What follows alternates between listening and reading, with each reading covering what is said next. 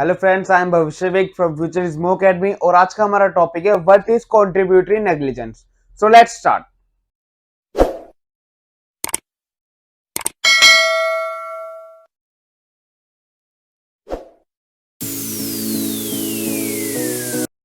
सो contributory negligence, जैसे हमने अपनी पहली वीडियो में पढ़ा, नेग्लिजेंस क्या होता है? मतलब कि किसी चीज पे ध्यान ना देना, हमारे लैक ऑफ केयर करना। ठीक है, तो अब इस बारे में पढ़ेंगे कंट्रीब्यूटरी नेग्लिजेंस। वैसे तो हमें हेडिंग से समझ आ रहा है कंट्रीब्यूटरी नेग्लिजेंस मतलब कि इसके अंदर जो हमारा प्लेंटिफ होगा वो इनोसेंट नहीं होगा। प्लेंटिफ पे भी इस बार प्लेंटिफ भी डिफॉल्टर होगा इसके अंदर। तो जानिए कैसे होगा। तो contributory negligence is the failure of both the plaintiff and the defendant. जो हमारा कंट्रीब्यूटरी नेग्लिजेंस है उसमें प्लेंटिफ भी हमारा डिफॉल्टर है और डिफेंडेंट भी डिफॉल्टर है। To take care for their actions, मतलब जो उनका एक्शन होगा उन दोनों के लिए वो दोनों लायबल होंगे। It is a defence under टॉट, ये डिफेंस है टॉट के अंदर। और therefore if the plaintiff has contributed to the damages by being negligent, मतलब कि जो हमारे जो प्लेंटिफ के जो डैमेजेस होंगे वो अगर नेग्लिजेंटली होंगे तो then he can be guilty contributory negligence along with the defendant. तो उसके अंदर हमारा प्लेंटिफ भी गिल्टी माना जाएगा डिफेंडेंट के साथ ही साथ। ये होता है हमारा कंट्रीब्यूटरी नेग्लिजेंस।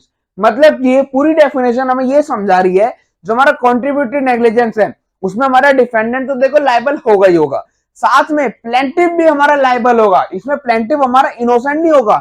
वैसे अगर हम और टॉपिक्स में देखते हैं और हमारे डिफेंसेस में देखते हैं टॉर्च के, तो उसमें जो हमारा प्लेंटिफ होता है वो इनोसेंट होता है क्योंकि उसको हार्म हुआ होता है।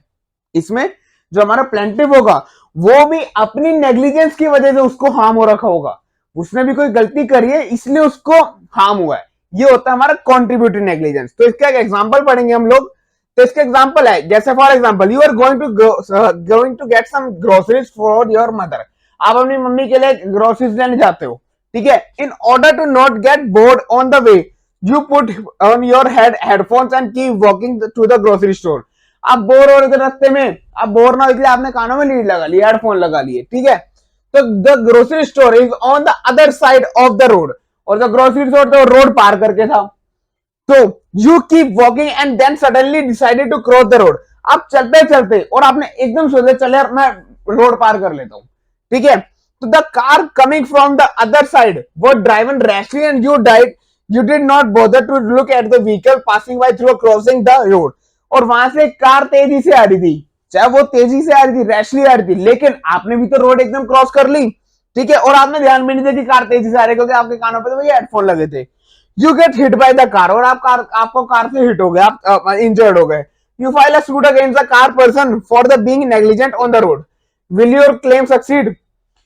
तो इसमें मैंने नो लिखा है, बताता हूं क्यों नो लिखा है। हमारा इसमें हमारा जो क्लेम है वो सक्सीड क्यों नहीं हुआ? भैया आप भी तो इसमें नेग्लिजेंट थे।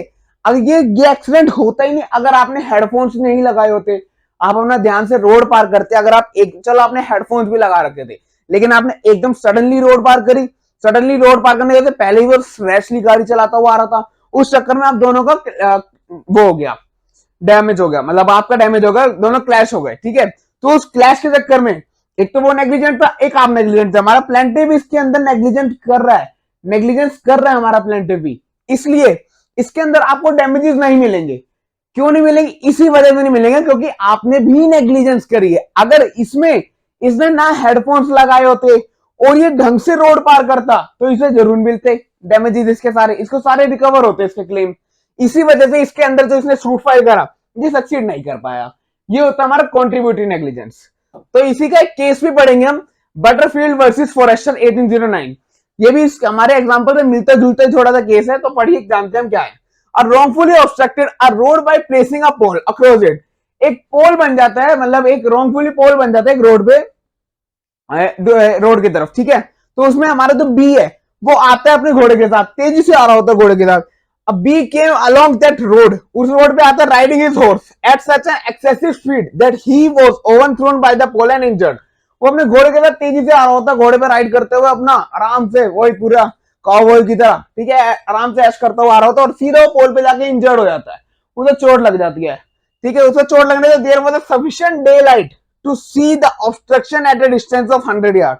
और उस समय इतनी डे लाइट थी, मतलब उजाला था कि उसे वो पोल दिख जाए, लेकिन वो इतनी तेजी से आ रहा था, उसका ध्यान नहीं था रोड पे, घोड़े पे आराम से ऐश काटता हुआ आ रहा था अपनी, ठीक है। तो उस वजह से उसका जब पोल से एक्सीडेंट हुआ, पोल के एक्सीडेंट होने की वजह से उसने क्या है, जिसने वो पोल बनाया था उसके ऊपर उसने फाइल करा सूट फाइल करा। तो B brought an action against A, उसने ए के ऊपर सूट फाइल करा फॉर कंपनसेशन, अपना कंपनसेशन लेने के लिए कि भैया मेरे को जो चोट, मेरे को जो इंजरी हुई है वो मेरे को दिलवाओ तुम इस ए से।